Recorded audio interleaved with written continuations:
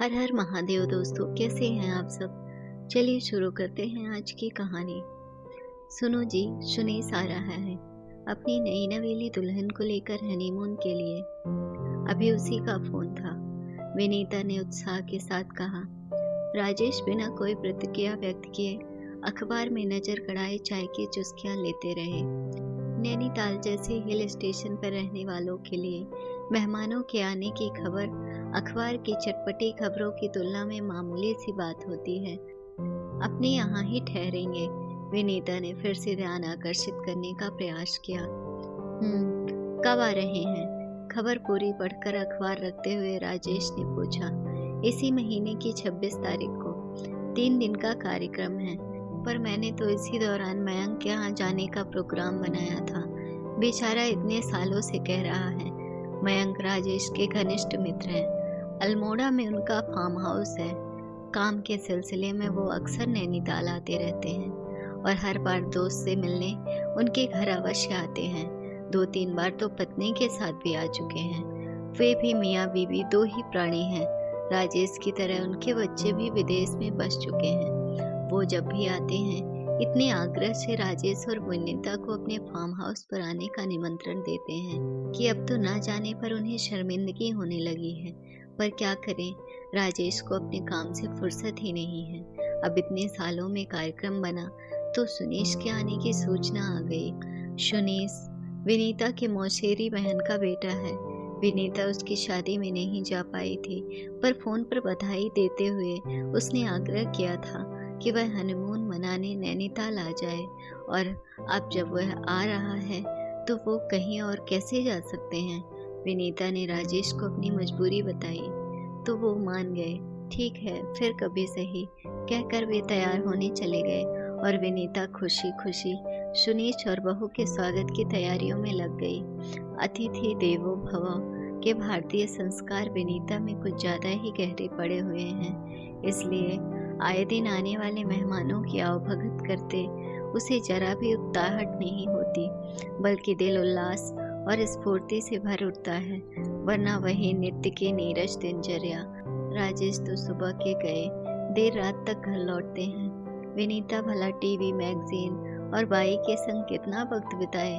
फिर ज्यादातर मेहमान घूमने आते हैं जो सवेरे नहा धोकर निकलते हैं तो देर रात तक खाना खाकर ही लौटते हैं, इसलिए काम का ज्यादा बोझ भी नहीं बढ़ता और उनसे हंस बतियाकर विनीता तरोताजा हो जाती है।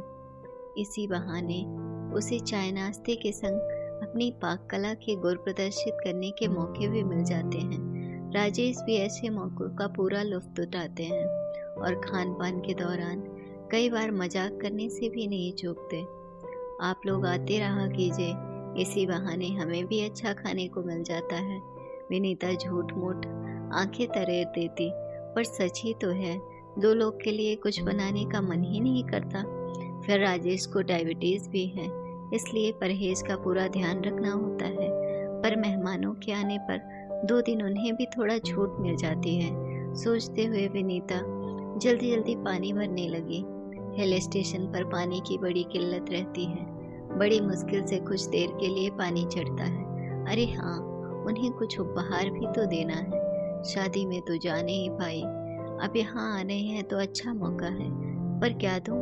कोई जेवर या कपड़े या नई गृहस्थी बसाने का कोई सामान दे दूं? पर ये सब तो उनके पास होगा ही, फिर क्या दूं? राजेश से पूछना तो बेकार है, वो तो इन बातों को झमेला मानकर दूर ही रहते हैं। सब कुछ मुझ पर ही छोड़ रखा है। चलो आने दो, उन्हीं से पूछूंगी या टोह लेने की कोशिश करूंगी कि उन्हें क्या चाहिए। सोचकर विनीता थोड़ा निश्चिंत हुई। निश्चित समय पर सुनीश दुल्हन के संग आ गया। काव्या सचमुच गुड़िया सी थी। आदर्श नई बहू की तरह वह हर काम में विनीता की मदद करती, दुपट्टा सर पर डाले रखती। विनीता ने उसे व्यर्थ तकल्लुफ के लिए मना भी किया, पर वह चुप रहती।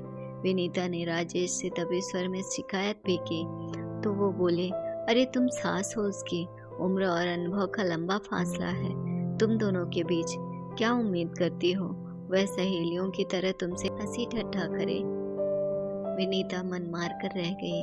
शायद राजेश ठीक ही कहते हैं। रात को वह उनके कमरे में पानी का गिलास देने गई तो अंदर हो रही बातों को सुन बाहर ही ठिठक गई।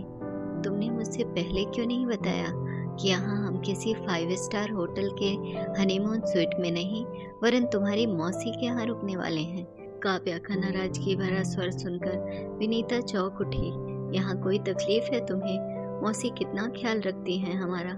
सुनीश की दबी आवाज थी। मैं उन्हें दोष नहीं दे रही, वो तो जरूरत से ज्यादा कर रही हैं हमारे लिए, लेकिन हम हनीमून मनाने आए हैं, एक दूसरे से खुलने के लिए, प्यार रोमांस के लिए। हमें जो वातावरण चाहिए वह यहाँ नहीं है।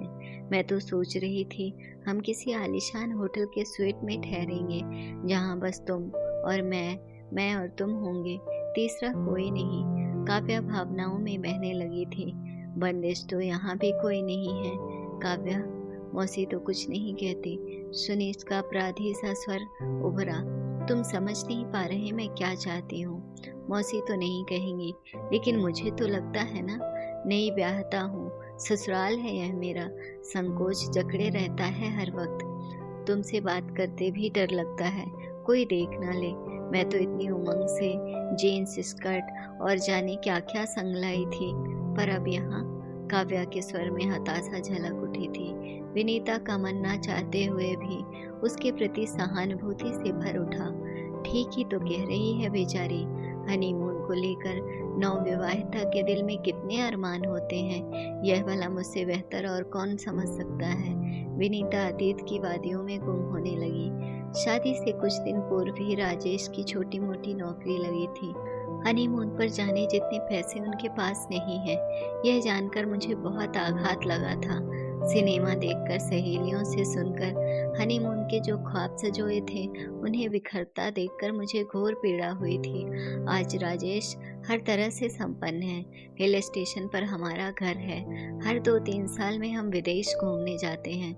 लगभग पूरा विश्व घूम चुके हैं, पर हनीमून ना मना पाने का बोझ आज भी दिल में शूल की तरह चुभता है।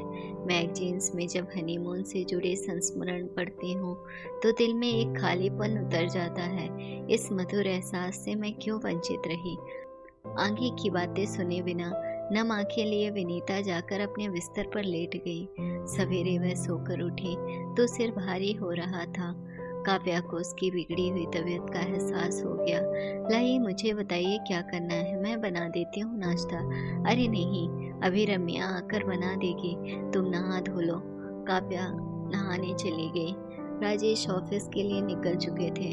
तभी सुनीश का एक दोस्त, जिसकी हाल ही में यहाँ नौकरी लगी थी, उससे मिलने आ पहुंचा। विनीता चाय नाश्ता रखकर रसोई में चली गई। दोनों दोस्त बातों में तल्लीन हो गए। और बता यार, कैसा लग रहा है शादी करके? तू कुछ उखड़ा उखड़ा क्यों लग रहा है? कहीं भाभी से झगड़ा तो नहीं हो गया? अरे यार, हनीमून मनाने आया है तो मस्ती करना नहीं, बस ऐसे ही। ठीक है भाई, शादी के बाद दोस्त पराये हो ही जाते हैं। चाय नाश्ते की ट्रे रखकर विनीता लौट तो आई, लेकिन कान उधर ही लगे रहे। देखिए सुनीश क्या कहता है। ऐसी बात नहीं है यार, उसे दरअसल शिकायत है। हम किसी 5 स्टार होटल में क्यों नहीं रुके जहां खुलकर रोमांस किया जा सकता है? सुनीश ने धीमी आवाज में कहा। हाँ तो इसमें गलत क्या है? ठीक ही तो कह रही हैं भाभी। अरे क्या खाक ठीक कह रही हैं? तू भी उसी का पक्ष लेगा। अभी जुम्मा साल भर हुआ है, नौकरी लगे, बड़ी मुश्किल से इतना बचा सका हूँ कि उसे यहाँ ला सका और अच्छे से घूमने फिरने खाने पीने का खर्च उठा पा रहा हूँ। 5 स्टार होटल में रुकते तो सारा पैसा स्वीट के किराए में ही निकल जाता। तो यह बात भाभी को क्यों नहीं बताई थी? कल रात कहने लगी कि पहले बताना चाहिए था, उधार ले लेते किसी से या नहीं आते। अब बताओ, गृहस्थी की नींव ही उधार के हनीमून पर कैसे रखता? लौटकर उधार चुकाने में हनीमून का सारा नशा ही निकल जाता और आते क्या नहीं। अरे शादी कोई रोज रोज होती है क्या? जिंदगी में एक बार शादी होती है और एक ही बार हनीमून। रोमांस के ऐसे मधुर पल भला और कब मिलेंगे? लेकिन तुम लोग तो मधुर पलों का आनंद लेने की बजाय आपस में लड़ रहे हो। इसलिए तो रात से मन खराब है। यहाँ बताने की हिम्मत नहीं पड़ी। सोचा अभी से क्यों उसका मूड खराब करूं। पहुंचकर अपनी मजबूरी समझा दूंगा, समझ जाएगी।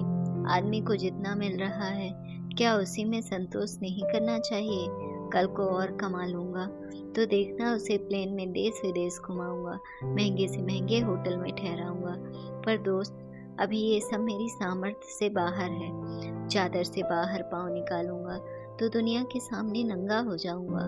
सुनीश के स्वर में हताशा उभर आई थी। दोस्त ने सांत्वना में उसकी पीठ थपथपाई और चला गया। अपनी आंखों में नमी महसूस कर विनीता ने उन्हें तुरंत पोंछ डाला। प्यार भी कभी कभी कितना मजबूर हो जाता है। रात में विनीता को काव्या से सहानुभूति हो रही थी, तो अब सुनीश से भी। शायद दोनों अपनी अपनी जगह सही होते हुए भी कुछ मायनों में गलत हैं। काव्या को समझना चाहिए कि पैसा बहुत कुछ होते हुए भी सब कुछ नहीं होता। सुखी गृहस्थ जीवन के लिए एक स्त्री को पक पक कर समझौता करना होता है। अभी तो शुरुआत मात्र है। विनीता गहन सोच में डूब गई थी। वे दोनों घूमने निकले। इससे पूर्व भी वह एक फैसला कर चुकी थी। बच्चों कहते हुए अच्छा तो नहीं लग रहा, पर मजबूरी है। दरअसल इनके एक घनिष्ठ दोस्त के बेटे की शादी अचानक तय हो गई। लव अरेंज का मामला है, तो हमें कुछ दिन के लिए वहां जाना पड़ रहा है। तुम चाहो तो यहाँ रुक सकते हो, मैं चाबी दिए जाती हूँ, लौटते वक्त पड़ोस में दे जाना। नहीं मौसी, उसकी जरूरत नहीं है, आप निश्चिंत होकर जाइए, हम अभी होटल में शिफ्ट हो जाते हैं। वैसे भी पूरा दिन तो हम बाहर ही रहते हैं। सुनीश ने बीच में ही अपना मत रख दिया। सब कुछ विनीता की योजना अनुसार ही हो रहा था। अच्छा बेटा, जैसे तुम्हारी मर्जी, पर यदि तुम्हें होटल में ही शिफ्ट होना है तो इनके एक दोस्त का यहाँ 5 स्टार होटल है, वहाँ सही कीमत पर हम तुम्हारे लिए स्वीट बुक करा देते हैं। यह तुम दोनों के लिए हमारी ओर से शादी का तोहफा है। अब इसके लिए इनकार मत करना, वरना मैं नाराज हो जाऊंगी। पर मौसी, इतना महंगा तोहफा? ना ना, तोहफे की कीमत नहीं आंकते। अच्छा, मैं राजेश से बात करती हूँ, तुम अपनी पैकिंग करो, मैं अपनी पैकिंग करती हूँ। सुनीश के चेहरे में खुशी टपक रही थी, वहीं काव्या के चेहरे में शर्मिंदगी और पश्चाताप के मिले जुले भाव थे। शायद उसे स्थिति का कुछ अनुमान हो गया था। विनीता ने स्नेह से उसके सिर पर हाथ फेरा तो वह भावुक होकर उनके सीने से लग गई। फार्म हाउस जाते वक्त विनीता ने राजेश को सारी बात बताई तो वो ठट्ठा कर हंस पड़े। वाह मैडम, आपने तो एक ही तीर से कई शिकार कर डाले, हमें भी खुश कर दिया और उन दोनों को भी। लेकिन सबसे ज्यादा खुश तो विनीता स्वयं थी। एक गृहस्थी को शुरुआत में ही दरक जाने से बचाकर उसने जवानी भर की खुशियां भर दी थी। धन्यवाद दोस्तों।